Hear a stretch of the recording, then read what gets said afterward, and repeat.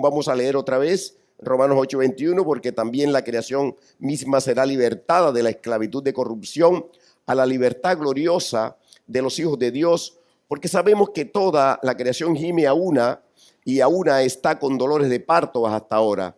Y no solo ella, sino que también nosotros mismos que tenemos las primicias del Espíritu, nosotros también gemimos dentro de nosotros mismos, esperando la adopción, la redención de nuestro cuerpo.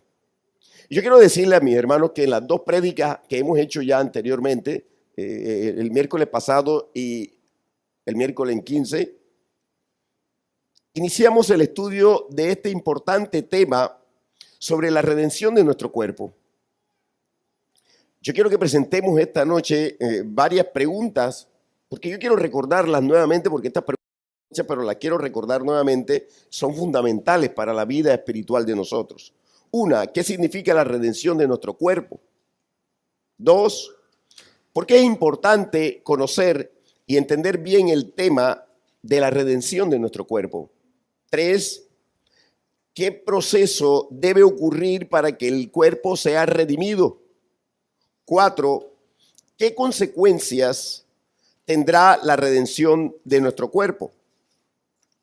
Esas fueron las preguntas que habíamos hecho y sobre estas preguntas estamos insistiendo. En la primera prédica hablamos de la corrupción de la creación a causa del mismo pecado del ser humano, del hombre. En la segunda parte, es decir, la segunda prédica de este tema, iniciamos el estudio de la corrupción del cuerpo humano, del ser humano. Hablamos del cuerpo de Adán, quiero que recuerden esto, quien fue hecho del polvo de la tierra, con espíritu, alma y cuerpo. Dijimos que la vida de Adán dependía totalmente del Señor y no de su constitución física. Eso también lo afirmábamos el miércoles pasado. Cuando Adán pecó, yo quiero que me presten atención. Cuando Adán pecó, se separó de Dios y murió. Entró la muerte física, entró la muerte espiritual y entró la muerte eterna. No solamente a Adán, sino a toda la humanidad. Al igual que entró la muerte en el mundo, en la creación.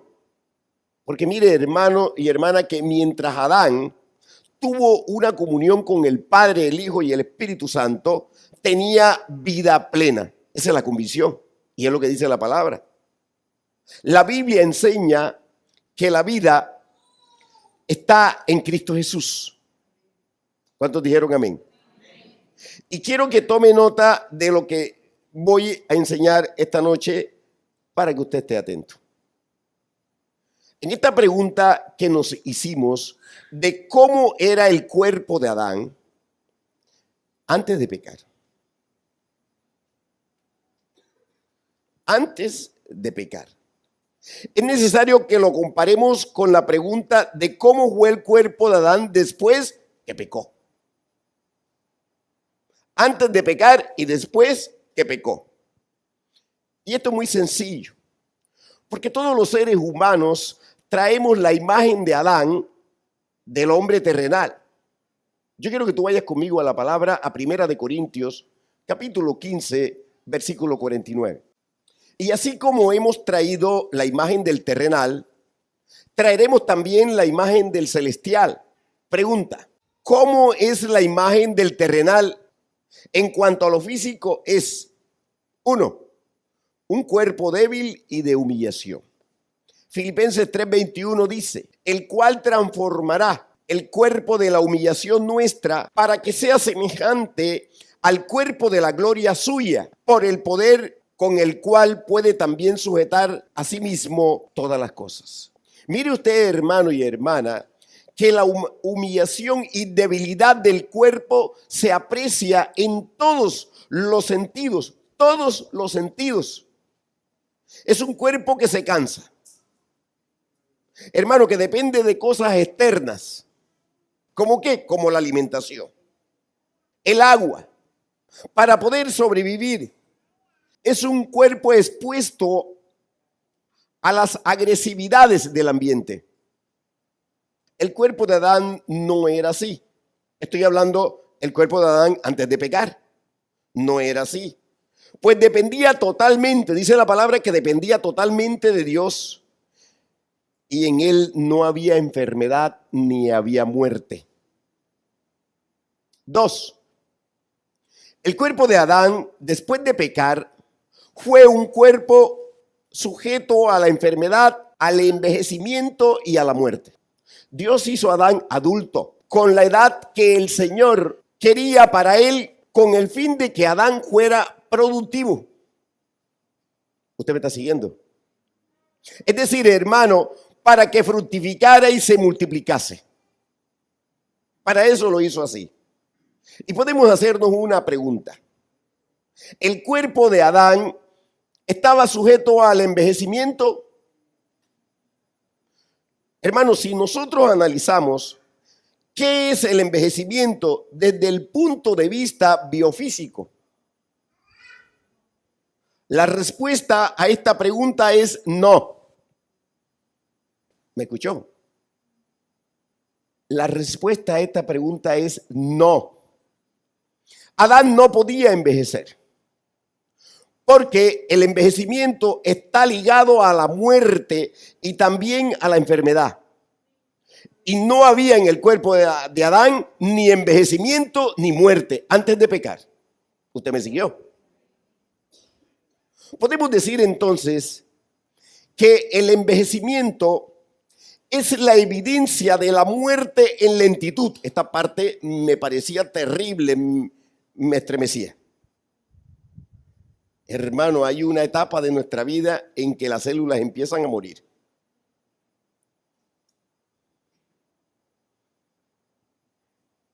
Y a medida que pasan los años, escuche, a medida que pasan los tiempos en esta tierra, a lo largo de esta tierra, se acelera más el proceso de envejecimiento. Y por ende, el de la muerte. La longevidad es menor, escuche, y la esperanza de vida también es menor. Las células son las que envejecen, hermano, porque dejan de renovarse o replicarse y oscurece o ocurre un acontecimiento progresivo, escuche, progresivo, de los extremos de los cromosomas. Un biólogo o un médico sabe lo que estoy diciendo. Y si ustedes han leído sobre esto, van a entender mejor. Porque cuando llegan a su mínimo de longitud, escuche, acontece la muerte celular. Este es uno de los cambios que sufrió el cuerpo de Adán, ¿verdad? Por causa del pecado, es decir, cuando ya Adán pecó. ¿Usted me está siguiendo? Pues la muerte entró por el pecado, dice la palabra de Dios. Es decir, que si nosotros nos atenemos a lo que dice la ciencia, a lo que dicen los científicos, que el alargamiento de los extremos de los cromosomas, a los que llaman telómeros, son como un reloj genético, un reloj genético que se relaciona con la longevidad. Ahora bien, hermano, pensemos esto en Adán. Él no tenía muerte. Sus células no tenían muerte. Por tanto, no envejecían. Con el pecado, sus células acogieron la muerte, el acortamiento celular, escuche, acortamiento celular, el envejecimiento y la muerte. Pero mire usted, yo quiero que recuerde que la misericordia del Señor es grande. grande, grande. Y este proceso de degradación y muerte celular era más lento. Esta parte quiero que la tome al pie de la letra. Era lento. No estaba acelerado. Pues había longevidad. Adán vivió físicamente 930 años, dice la palabra. 930 años.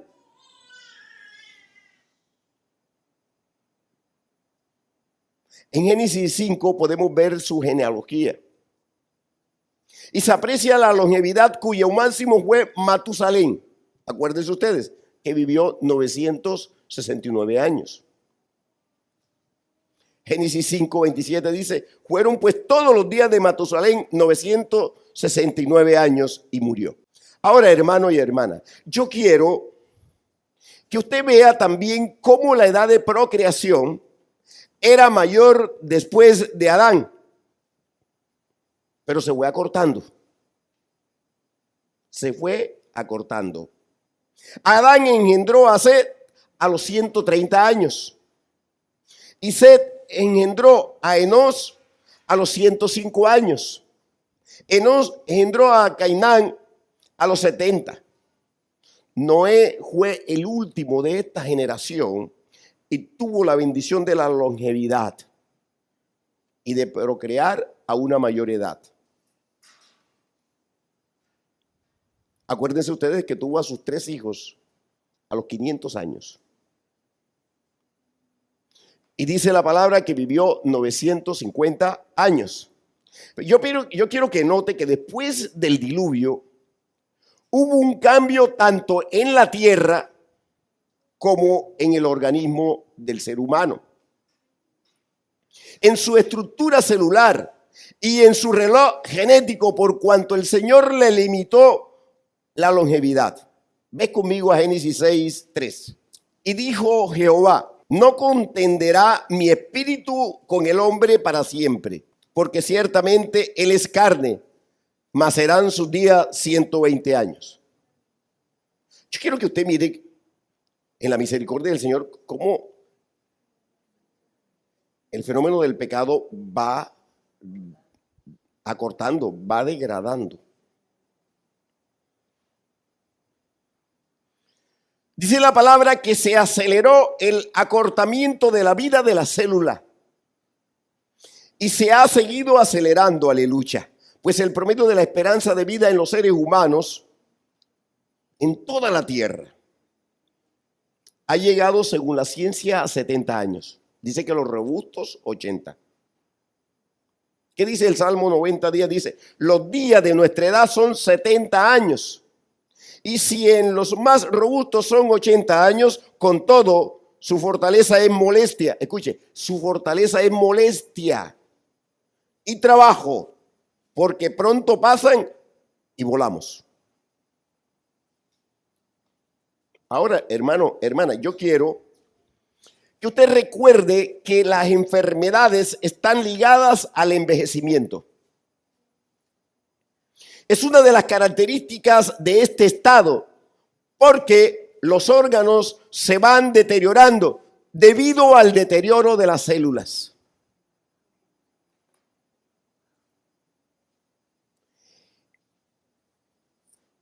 Y la muerte de ellas, es decir, de las células. El cuerpo debe cuidarse por esta situación del envejecimiento y la enfermedad. Yo quiero que recuerde también que la enfermedad ahora, en estos tiempos, no solamente toca a los de mayor edad, sino que también toca a los niños y a los jóvenes. Hay enfermedades, hermano, que solo aparecían en una edad avanzada. Pero mire usted, ahora le da a esta franja de edad dichas enfermedades que eran de ancianos, ahora le ha pasado a niños y a jóvenes. Por mucho que nosotros entonces cuidemos el cuerpo, sabemos que llegará el momento en que se envejecerá y morirá.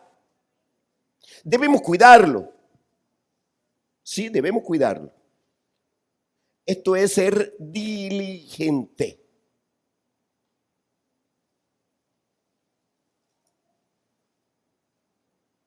Yo hoy estaba, en la mañana estaba en el médico y en la tarde estaba donde el especialista.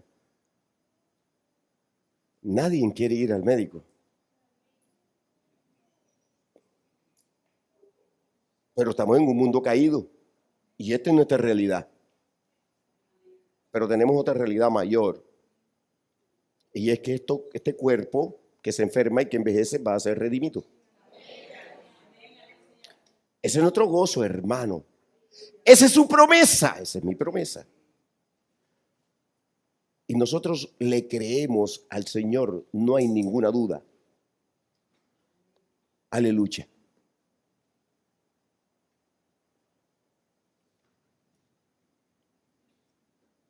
El envejecimiento y la muerte deben ser un recordatorio para el ser humano, hermano, de las terribles consecuencias de lo que es el pecado original que heredamos desde Adán.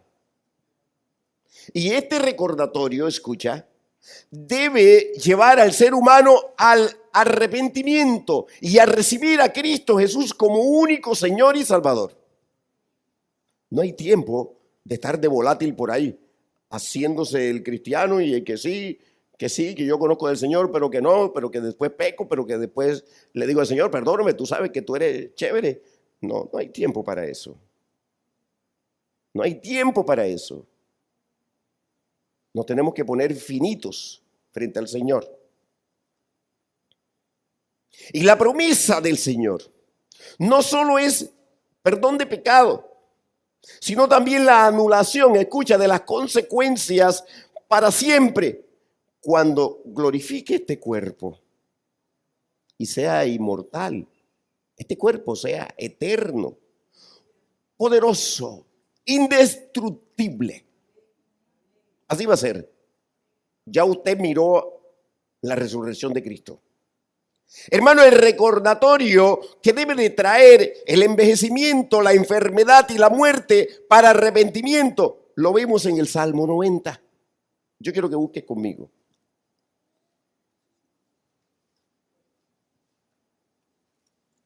Salmo 90, 12 dice, enséñanos de tal modo a contar nuestros días que traigamos al corazón sabiduría. Te explico esto. Hermano, contar nuestros días significa saber que llegará la muerte en algún momento. Y el más seguro es cuando se cumplan los años o como dice el siervo Moisés en este mismo salmo, los años de nuestros días. Y la expresión traer al corazón sabiduría significa buscar la vida eterna. Y esa solo es posible en Cristo Jesús. Mira que en Eclesiastés también encontramos el recordatorio de la vejez y la muerte como motivo para arrepentirse. Ves a Eclesiastés 12:1, dice, acuérdate de tu Creador en los días de tu juventud, antes que vengan los días malos y lleguen los años de los cuales digas, no tengo en ellos contentamiento. Antes que se oscurezca el sol y la luna y la luz y la luna y las estrellas y vuelvan las nubes tras la lluvia.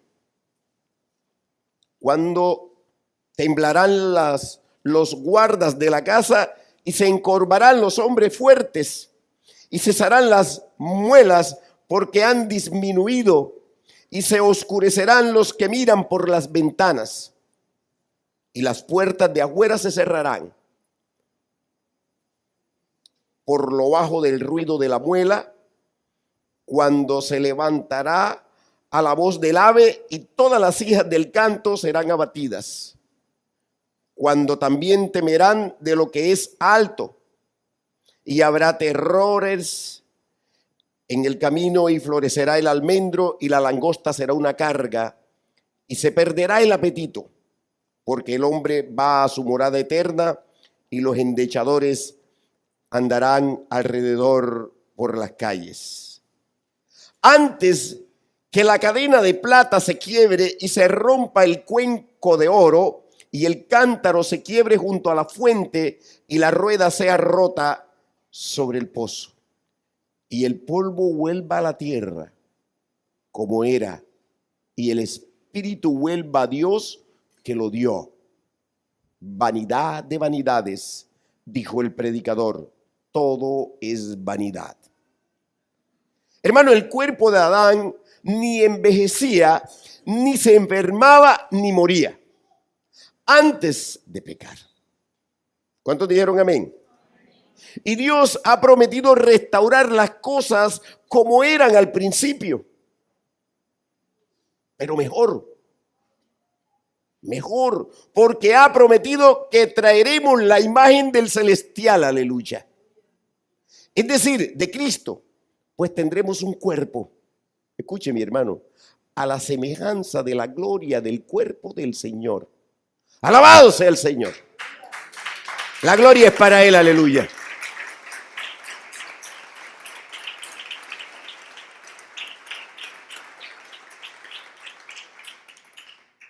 Pero mire usted que el diablo ha tratado por todos los modos de convencer al ser humano que puede alargar sus días en esta tierra. Hermano, que puede alargar la juventud y quiere buscar trucos con brujería, con esto, con lo otro, con el elixir. Y se mete en esa fantasía. Con terapias celulares. Hermano, de oxígeno. El diablo ha convencido a muchos a que retengan la juventud. Haciéndose cirugías plásticas, inyectándose botox en la cara. Una cantidad de sustancias en el cuerpo que no son del cuerpo y que ofenden al Señor. Usted no tenga ninguna duda de eso. Así decía el predicador, vanidad de vanidades. Haciendo ejercicio desde las 4 de la mañana, pero ni hay ni Dios, ni gloria, ni nada. Es decir, el diablo ha convencido a muchos de que el cuerpo físico es lo más importante y que el hombre lo puede manipular. Yo no sé por qué no hay almacenes donde compren, donde ya vendan una pierna igualita a la que tengo, o un brazo, o una nariz, o los dientes, y se quite eso y se ponga eso y quedó todo igualito, porque eso no lo ha hecho hombre, eso lo hizo el Señor. ¿Cuántos dijeron amén? Amén. Hermano, qué tremendo es el corazón del hombre. Aleluya. También el diablo ha convencido a muchos con la teoría de la evolución, y esto no es nuevo, que el ser humano viene de un animal y termina muerto como un animal, como parte de una cadena alimenticia. Bueno, aquí hay biólogos, ¿saben esto? Hermano, con esto muchos dicen, entonces si el asunto es así, comamos y bebamos, ¿verdad? Porque mañana moriremos. No hay existencia después de la muerte. Y si hay existencia después de la muerte, hay vida eterna para los que están en Cristo Jesús y muerte eterna. Escucha, y muerte eterna, que es consecuencia eterna, separados de Dios en un cuerpo que resucitará para recibir el castigo. La gente cree que se va a escapar del juicio de Dios. No hay Dios, no hay nada. Yo soy Dios. A mí no me va a juzgar nadie. No, yo nunca he creído en eso. ¿Usted no ha visto la película de Salida Final? Y el ángel le dice, ¿y eso qué tiene que ver?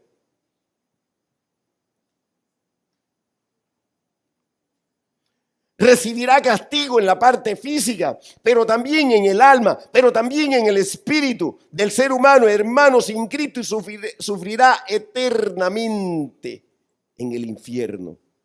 Eso con lo que la gente no cuenta. Porque la gente dice, no hay diablo, no hay demonio, no hay Dios, no hay nada. Para ese hombre incrédulo, para ese hombre natural, para ese hijo de Adán. No hay nada. Él es Dios y Él decide cómo hacer su vida. Y miren que Dios le dio la oportunidad a Adán de disfrutar de la inmortalidad. Escuche bien. De disfrutar de la eternidad. Hermano, de nunca haber muerte, ni vejez, ni enfermedad. Pero Adán desechó esto. Y la muerte entró a sus células, órganos, y todo su organismo pasó a tener un cuerpo de humillación, dice la palabra de Dios. Un cuerpo débil y sujeto a la enfermedad, al envejecimiento y a la muerte. Después, el pecado se incrementó, hermano, hermana, hasta llegar a su clímax en la época de Noé. Aleluya. Mira que Dios acortó los días de los seres humanos en esta tierra. Y yo quiero resumirte entonces ahora los cambios de la tierra y del ser humano en las diferentes épocas, en especial, mi hermano, mi hermana, después del pecado. Te voy a hablar de la primera tierra para que tomen nota. ¿Qué pasó en la primera tierra? Es la de Adán, una tierra bendecida. No estaba maldita, estaba bendecida. Era una tierra buena porque dice la palabra de Dios que lo que Dios creaba era bueno y en gran manera, dice la palabra. De esta tierra bendecida, sin maldición, fue que el Señor tomó para hacer a Adán y sopló de su Espíritu Santo para que recibiera vida plena, dice la palabra, en su cuerpo, en su alma y en su espíritu. Segunda tierra. Esa fue la primera. Segunda tierra. Es la de Adán después del pecado. Una tierra maldecida que empezó a producir cardos y espinos, aridez con animales carnívoros salvajes. Ciertamente era una tierra que bebió de la sangre de la muerte de los animales que el Señor sacrificó para cubrir con pieles a Adán y a Eva. Y la sangre de Abel, que fue derramada por el homicida de su hermano Caín. Mira cómo dice Génesis 4:10, búscalo por favor.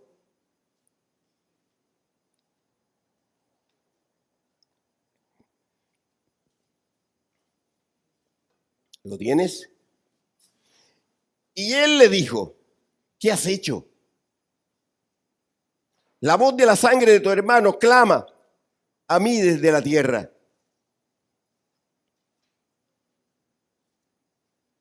Ahora pues, maldito seas tú de la tierra, que abrió su boca para recibir de tu mano la sangre de tu hermano.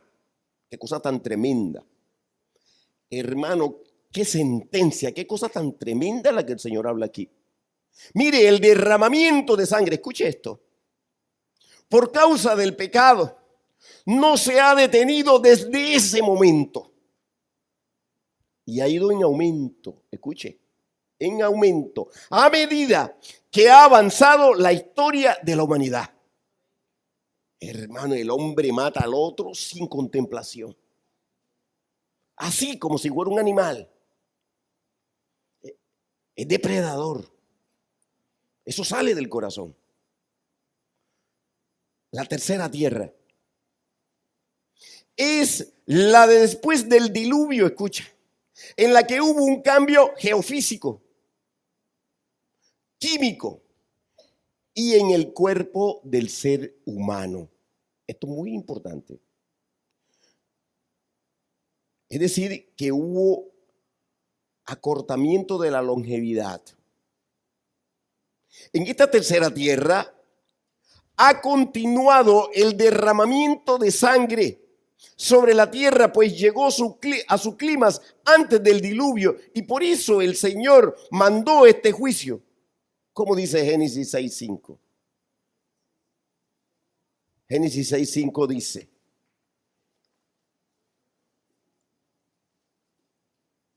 y vio Jehová que la maldad de los hombres era mucha en la tierra, y que todo designio de los pensamientos del corazón de ellos era de continuo solamente el mal. Yo quiero que ahora vayas a Génesis 6:11. Y se corrompió la tierra delante de Dios, y estaba la tierra llena de violencia. Y miró Dios la tierra, y he aquí que estaba corrompida, porque toda carne había corrompido su camino sobre la tierra. Dijo pues Dios a Noé: he decidido el fin de todo ser, porque la tierra está llena de violencia a causa de ellos. Y he aquí que yo los destruiré con la tierra. Esta descripción, mis hermanos y mis hermanas, es semejante a la que acontece hoy en estos últimos tiempos. Por eso es que el Señor Jesucristo compara estos tiempos con los días de Noé. Hermano, todos los días hay derramamiento de sangre como consecuencia del pecado. Y la gente habla de guerra. Ayer hablábamos y decíamos que qué cosa tan tremenda cuando la gente habla de los derechos humanos. Los derechos humanos es derecho a pecar. ¿Cómo les parece las leyes que se inventan los hombres para justificar el pecado? El derecho a la migración. Llegar a otro país, agarrar piedra y levantar a piedra a los que están allá en la guardia. Yo quiero entrar a este país, pero yo entro como yo quiero, como me da la gana, con piedra, con lo que sea, pero de que entro. Es decir, no hay autoridad. Esa es la costumbre del pecado del hombre. No hay autoridad. Yo hago lo que me da la gana. ¿A nombre de qué? A nombre de los derechos humanos, a nombre de la libertad, a nombre de la democracia. Pero el Señor condena esto, porque el Señor dejó establecida autoridad sobre esta tierra. ¿Cuántos dijeron amén? Vea, hermano, todos los días hay derramamiento de sangre como consecuencia del pecado. Mire, bombas humanas, accidentes, asesinatos con todo tipo de armas, guerras. La tierra ya está inundada de violencia y de sangre. Mira cómo dice el Salmo 106, 36. Búscalo conmigo y lo leemos. Salmo 106, 36 dice: y sirvieron a sus ídolos, los cuales fueron causa de su ruina. Sacrificaron sus hijos y sus hijas a los demonios y derramaron la sangre inocente, la sangre de sus hijos y de sus hijas, que ofrecieron en sacrificio a los ídolos de Canaán. Y la tierra fue contaminada con sangre, y se contaminaron así con sus obras, y se prostituyeron con sus hechos. Se encendió por tanto el furor de Jehová sobre su pueblo, y abominó su heredad. Los entregó en poder de las naciones, y se enseñorearon de ellos los que les aborrecían. Hermano, les digo que esto es terrible. Terrible, porque el Señor está hablando del pueblo de Dios. Israel. Del que menos se esperaba este terrible pecado. Mira cómo dice Isaías 26, 20. Anda, pueblo mío, entra en tus aposentos, cierra tras ti tus puertas. Escóndete un poquito, por un momento, en tanto que pasa la indignación. Porque he aquí que Jehová sale de su lugar para castigar al morador de la tierra por su maldad contra él. Y quiero que subraye esto, hermano. Y la tierra descubrirá la sangre derramada sobre ella y no encubrirá ya más a sus muertos. Tremendo. Esta tierra de la que habla el profeta Isaías es la postdiluviana. Hermano, bañada en sangre. Sangre que ha ido de aumento en aumento hasta ahora. Pero mire, el juicio viene, como dice el profeta Isaías en el versículo 21, cuando habla de castigar al morador de la tierra, lo cual se refiere a los 7 años de la tribulación, del juicio ese de tribulación.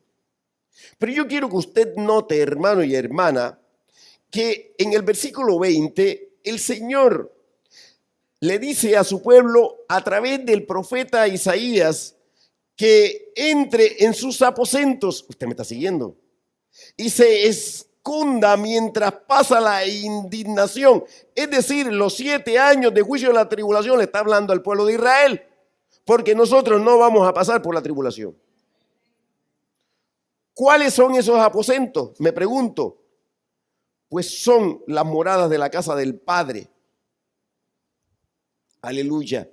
De las que habla Jesús en Juan 14:1 y de las que habla el Salmo 27, versículo 5.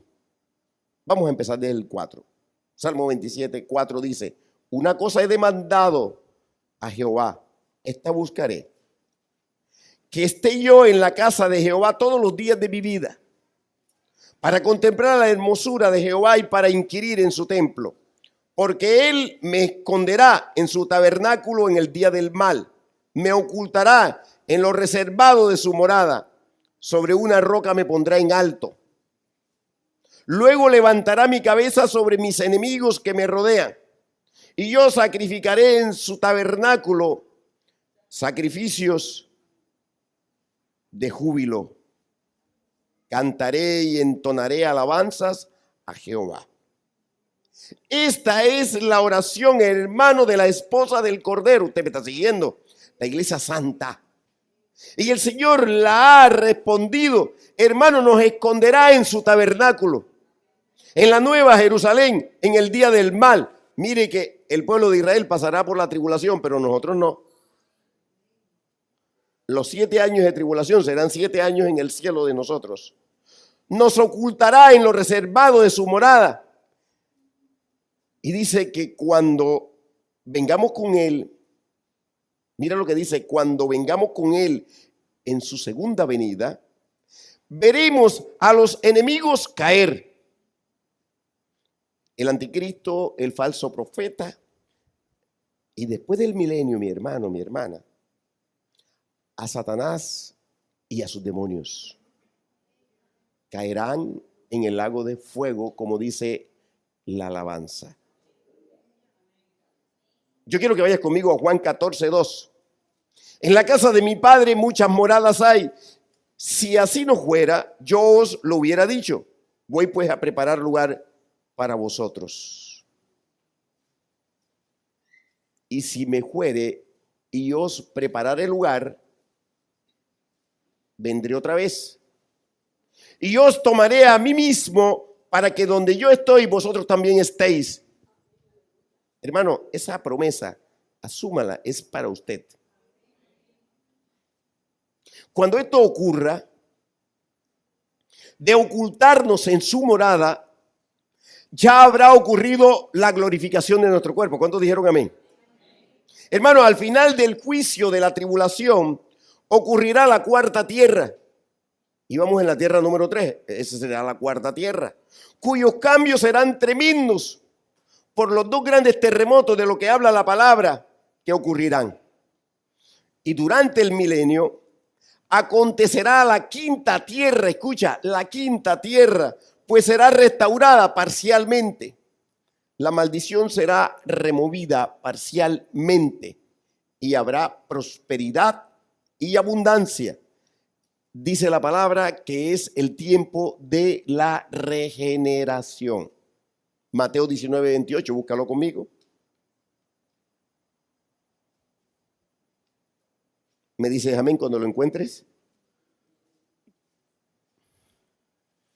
Mateo 19:28 dice, y Jesús le dijo, de cierto os digo que en la regeneración, cuando el Hijo del Hombre se siente en el trono de su gloria, vosotros que me habéis seguido también os sentaréis sobre 12 tronos para juzgar a las 12 tribus de Israel.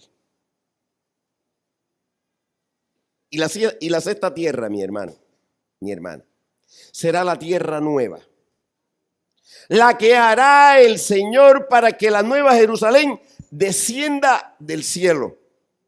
Este tiempo será el de la tierra liberada de la esclavitud, de corrupción a la libertad gloriosa. Dice la palabra, libertad gloriosa de los hijos de Dios. Cuando no habrá más maldición y el mismo universo será liberado de la corrupción. ¡Alabado! Dale la gloria a Dios por eso. Dale la gloria a Dios.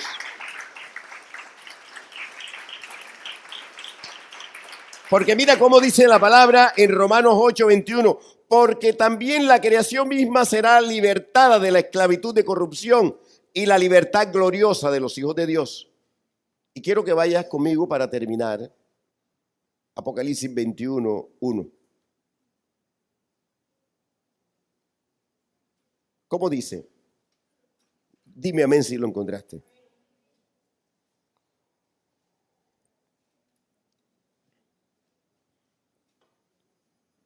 Léelo conmigo.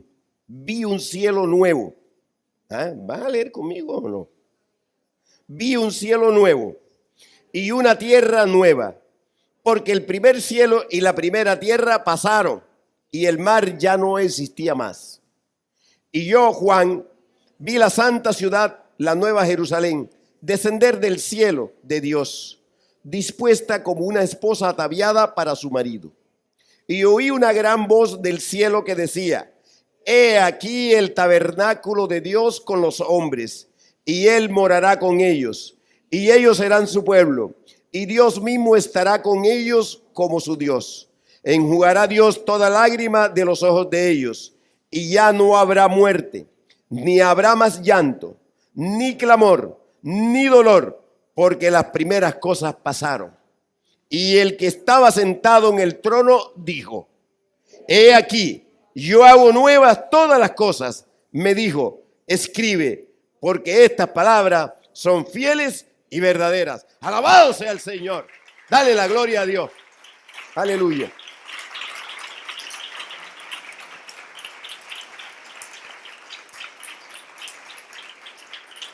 Hermano, todo esto va a ocurrir.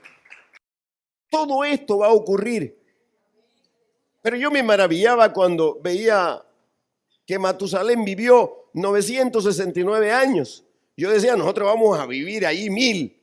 Además, ya vamos a tener cuerpo glorificado. Hermano, le vamos a trabajar a Dios. Vamos a estar bien finitos con el Señor.